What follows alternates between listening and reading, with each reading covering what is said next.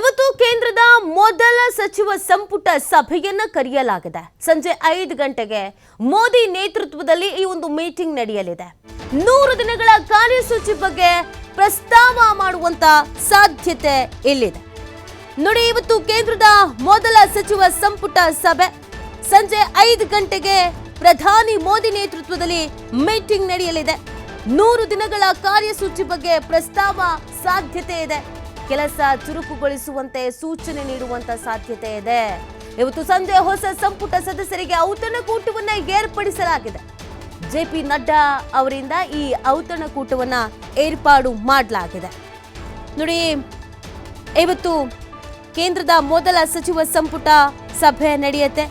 ಮುಂದಿನ 5 ವರ್ಷಗಳ ಮಾರ್ಗಸೂಚಿ ಬಗ್ಗೆ ಮೋದಿ ಸುಳಿವನ್ನ ನೀಡ್ತಾರೆ ಅನ್ನುವಂಥ ಒಂದು ಚರ್ಚೆ ಇದೆ.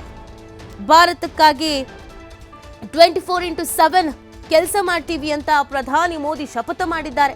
ಆ ನಿಟ್ಟಿನಲ್ಲಿ ಮೊದಲ 100 ದಿನಗಳ ಕಾರ್ಯಸೂಚಿ ಬಗ್ಗೆ ಇವತ್ತು ಪ್ರಸ್ತಾವ ಮಾಡುವಂತ ಸಾಧ್ಯತೆ ಇದೆ.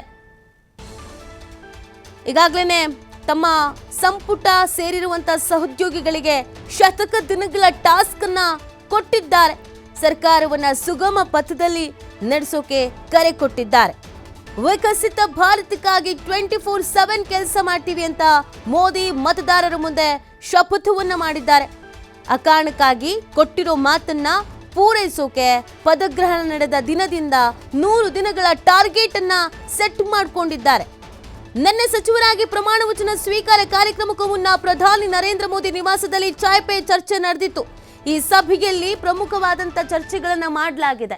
ಜೊತೆಗೆ ಇವತ್ತು ಕೇಂದ್ರದ ಮೊದಲ ಸಚಿವ ಸಂಪುಟ ಸಭೆ ಇದ್ದು ಇದರಲ್ಲೂ ಕೂಡ ನಾವು ಹೇಗೆ ಕೆಲಸ ಮಾಡಬೇಕು, 100 ದಿನಗಳ ಕಾರ್ಯಸೂಚಿ ಏನೇನಿದೆ ಅನ್ನೋದ್ರ ಬಗ್ಗೆ ಪ್ರಸ್ತಾಪವನ್ನ ಸಲ್ಲಿಸಲಾಗುತ್ತೆ.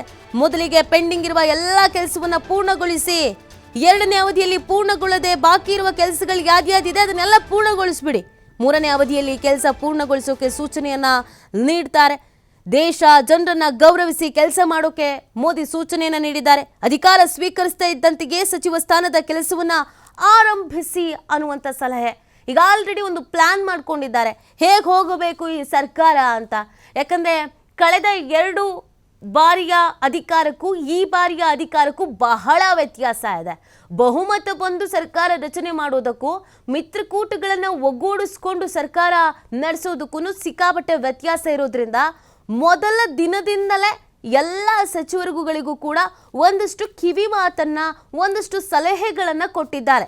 ಹೀಗೆ ನಡೆದುಕೊಂಡು ಹೋಗಬೇಕು, ನಮ್ಮ ಮುಂದೆ ಒಂದು ಟಾಸ್ಕ್ ಇದೆ, ಈ ಸರ್ಕಾರ ಸುಗಮವಾಗಿ ನಡಿಬೇಕು ಮತ್ತು ನಾವು ಏನನ್ನ ಮಾಡಬೇಕು ಅನ್ನೋದ್ರ ಬಗ್ಗೆಯೂ ಕೂಡ ಮೊದಲ ದಿನವೇ ಒಂದಷ್ಟು ಸಲಹೆಗಳನ್ನ ಕೊಡಲಾಗಿತ್ತು.